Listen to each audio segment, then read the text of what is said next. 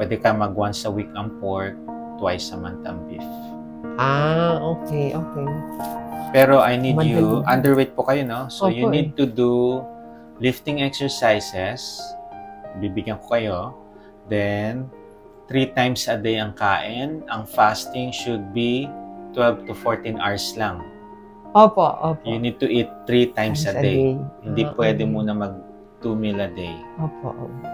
Okay? We need to gain yung weight natin. Yung weight ko po. Kasi pagka mababa ang timbang na underweight tayo, prone tayo for anemia, prone for pagka anemia, yung immune system natin bagsak. Opo, kasi po napansin ko din yan, Doc. Last, early this year, nagkaroon ako ng pneumonia. So, prone tayo for infection pagka mababa ang immune system natin. Bakit na bumababa ang immune system? Underweight. Tapos, puyat. Sa puyat po, hindi naman. Very good. Okay, so, makikita nyo may... Although, pagka nasa... nagpa-fasting tayo at nag-exercise, yung tama, bumababa naman ang LDL at saka cholesterol.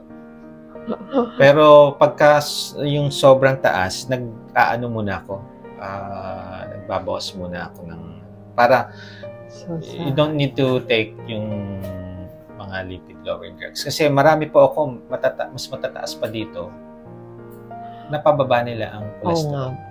Nakikita ko po yun kaya sabi ko, sabi ko sa husband ko, di ka na, pumunta na tayo. HDL nyo is 100. Oh, ang ganda. Yung trigly-HDL ratio nyo is 0.5. Should be 2 less than 2. So, 0.5 is less than 2. So, very good. Normal po yung mga ibang mga laboratory.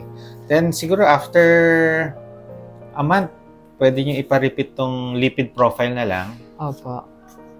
CAA, normal. Other parameters naman, okay. O hindi kayo anemic, maganda ang hemoglobin. RBC. Opo, Yeah. Tama. Kasi magsasag na yung mga balat niyan or magwe-waste, muscle wasting. When we age, tumanda tayo, yan yung nagkakaroon ng sarcopenia, muscle wasting.